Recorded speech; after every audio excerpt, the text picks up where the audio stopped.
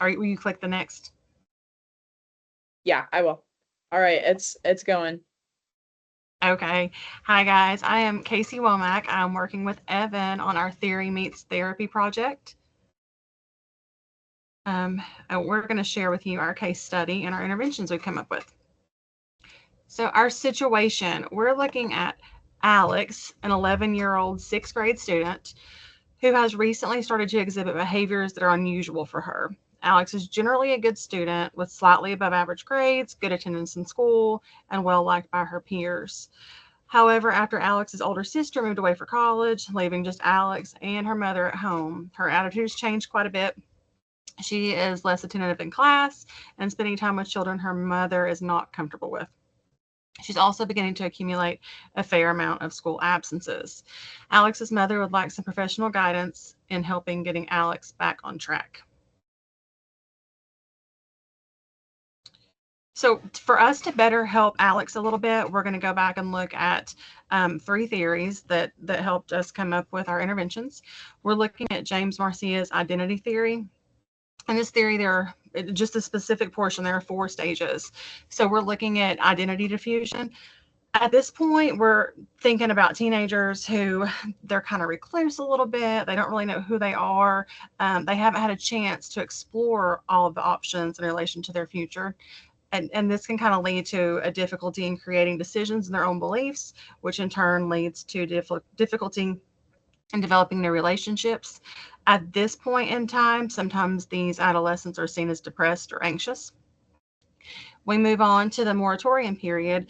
This is what Marcia considers to be the crisis period. On the outside, these kiddos appear to be self confident. Maybe they're involved in sports, they seem outgoing, but inside they may be feeling quite a bit of anxiousness. They are looking to explore different identities. Maybe they typically play basketball, but they want to check out the band, or maybe they're moving to art. So they're looking at all different occupations to kind of figure out who they are and where they fit in. But at this point, they still don't really have an idea or a solid idea, a solid foundation of who they are. So they really aren't ready to commit to that identity. This makes me think of, kids in high school changing. Maybe they have purple hair one day and they're back to natural the next, or different clothing styles, that kind of thing. They're trying to figure out who they are. The next stage is foreclosure. At this stage, adolescents can be very easily influenced by family and peers. This can be a good or bad thing. Um, they tend to make commitments or decisions without really exploring the topic. This can lead to, some kind of off the wall behaviors like we're looking at with Alex. She's not really considering all the absences and not paying attention in school and that kind of thing. Finally, we're looking at identity achievement. This is, as Marcia considers, the desired goal. This is where we want to be. So they've been able to look at various options as far as clothes, sports, etc., and they've made a decision about who they are at this point in life.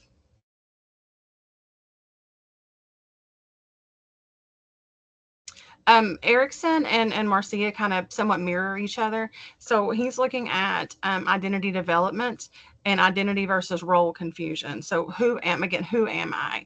Adolescents are looking to discover themselves while finding a valued position in society. So they want to know who they are, but they also want to feel important in their little worlds.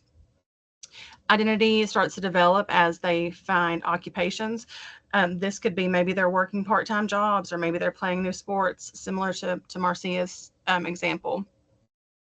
With this, Erickson sees a composition of biological factors, psychological, and social factors. So we're thinking some things could be hereditary, some things could be based on social factors such as friends, church, the community, that sort of thing. And these kids who have a strong family support system tend to have a better positive identity, and they feel better about themselves. The stage structure, in Erickson's opinion, is not age dependent. So he's looking at stages versus ages. Okay, and now we're looking at Kohlberg's moral theory.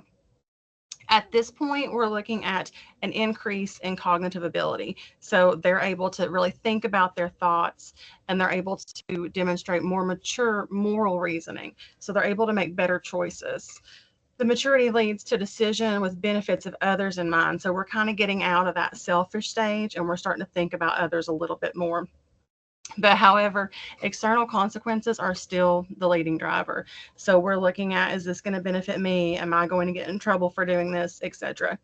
But as I mentioned, these more mature patterns of moral reasoning develop as children spend more time in social environments. So as they're spending more time with peers or at church and being able to experience interactions, their moral identity is going to grow quite a bit. Yeah, so after taking all of that information and kind of reviewing that situation, now's a great time to talk about kind of like what's going on with Alex, and what can we gather from what she's going through, and what we know about children this age. So during the stage, Alex is developing a lot of self-confidence. And this is back to Erikson, his industry versus inferiority stage. Um, so they're learning a lot of emotional, a lot of social skills. And so it's very important that they feel support during this age, just because it develops a greater sense of self-esteem and it builds their confidence. This can also lead to better mental and physical health. They'll have that confidence and a positive self-image. So just better self-esteem all around, which leads them to desire to develop new skills and just kind of branch out and do a lot of different things. They're confident in their abilities, leads them to learning more. Children who struggle with this is on more of the inferiority side. So they're going to struggle in school or activities, which we see in Alex. She's taking less of a liking in school. She's kind of left with feelings of this inadequacy, and both of these contribute to the low levels of self-esteem. We can also assume or gather based on the information. Alex just had an older sister leave the home. A lot of her identity could have been in her older sister. Now, who am I? What do I do now that I am more independent and she's gone and my parents rely on me more now? So the relationship between the parents and Alex is seen a lot more from her while she's at home. So that's kind of a good general overview of what's going on. So as we look more into Marcia's theory, kind of like Casey talked about, we have a few different stages, and there's a little chart that goes with it. I included it. I apologize if it's slightly blurry, but we kind of look at this chart. Has this child or individual committed to an identity? We see that Alex is exploring a few different things. She's maybe not taking a liking to school. She may be hanging out with different types of friends. There's a lot of different things going on in her life. And again, just having that sister having left. So we can assume no, she has not committed to an identity yet. She's definitely in that age where identity exploration is huge. And it's just a big time going on for her right now. Then as we look at that vertical side, has the individual explored identity options? Here we can see that she has begun to do that. While she might not be very far into that journey, we know that she has. She had the identity exploration that she had with her sister, as well as the one that's now gone. She's exploring not taking a liking to school, kind of as I mentioned before. So yeah, she's definitely been exploring her identity. So we can assume that she's in the moratorium state, which they're actively exploring their options. They haven't made commitments yet. They are trying to discover their purpose. So it's kind of a status that they have where they're actively exploring an attempt to establish an identity. It's a very anxiety-ridden and emotionally tense period. They're experimenting with different roles, exploring various beliefs. And so there's a lot of questions going on for Alex, but very few answers. And so we have to have this stage though before this identity achievement. So what's going on and the support that she's getting from or during this time is going to be huge, because again, she has a lot of those questions, not a lot of answers. She's dealing with the problems. She has low self-esteem, feeling anxious, uncertain about decisions. So the support that she receives here is going to be huge. Now that we know that and we've kind of assessed the situation and learned more about what's going on, now it's time to kind of talk about some intervention tactics. Again, Alex's mom has come to us with just a desire to help her and to just kind of learn, like, what do I do? I'm sure at some point or another, every parent feels that way. And so we just want to support Alex's mom best we can. Um, like I said, during this time, there's just a lot of identity exploration going on.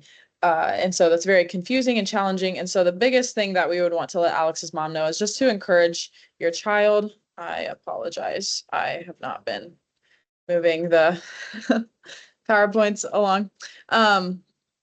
Encourage your child, let them know that it's normal to fail a little bit. I think a lot of that the things that go on with identity exploration is the fear of messing up. And again, we'll see this in Alex because now there's more attention on her with an older sister having left.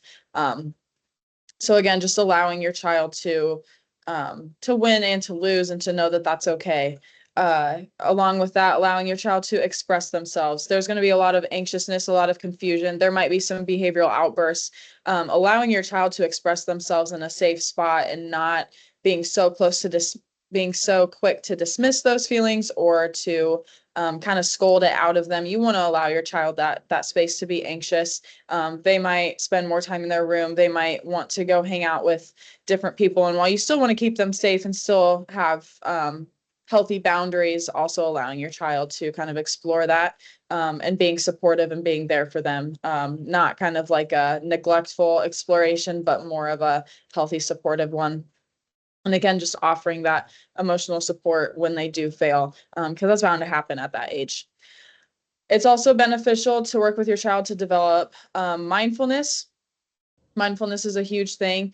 It's kind of hard for a child to want to do at this age. They're not going to want to sit still and practice that, but learning how to be still, how to allow those thoughts to come in, and kind of practice calming those thoughts down. I think that's a really great way to go into our next point, which is to notice those triggers. What are the things that I'm feeling? When is this anxiousness coming?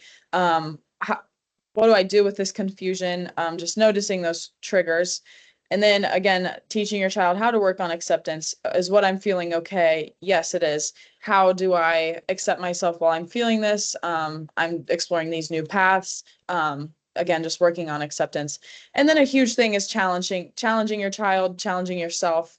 The way growth happens is through challenges. And so while providing these challenges, and by challenges, I mean more complex thoughts, more challenging, maybe setting goals with them, things for them to achieve. Challenges are always good. And again, just help that growth and help them to think through things better. So how do we implement this? We talk a lot about tactics. How do we apply that? First and foremost, modeling the behavior is something you would want to let Alex's mom know. We talked a lot about mindfulness, recognizing those triggers, acceptance. Alex will not want to portray those behaviors if that's not what she's seeing from her mom. And again, that develops closeness. So again, walking through that with your child, again, they might be resistant at first, but just modeling that and being someone for them to observe in that. It's also important to monitor your child while they're going through this process and provide feedback. Now, feedback doesn't always mean scolding, advice, lectures, things like that, but more just healthy conversation. And again, preventative action. This one's kind of a tricky one. Obviously, Alex's mom has come in after these behaviors have started to arise. But what this means is how can we offer support before the child needs it? So again, just as she wanting more attention. Okay, let's provide that attention before there's an outburst. Is she needing less attention? Okay, how do we provide her with that space before she becomes overwhelmed?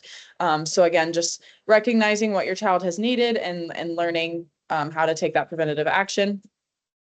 Again, allowing space for that identity exploration. If your child is coming to you to want to, like Casey mentioned, dye your hair purple and then maybe go natural the next day, are there safe and healthy ways for them to do that? How can you support what they're going through?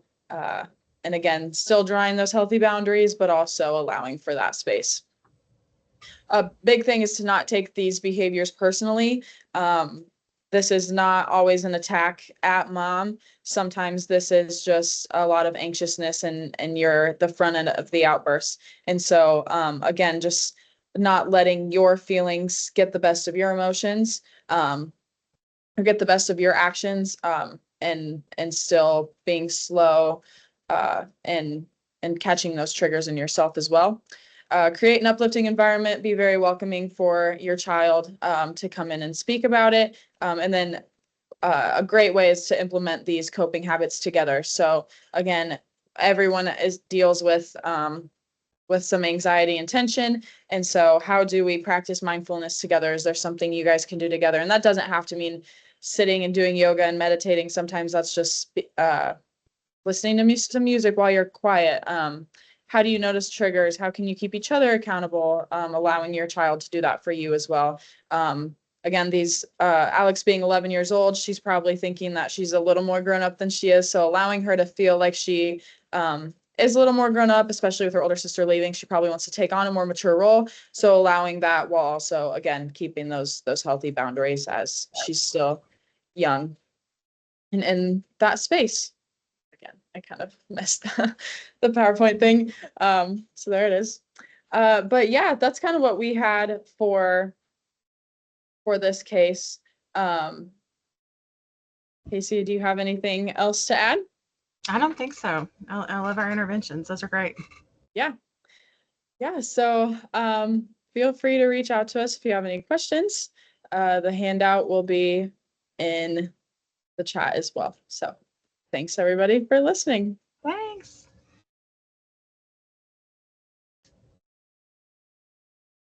Trying to stop the recording. There we go.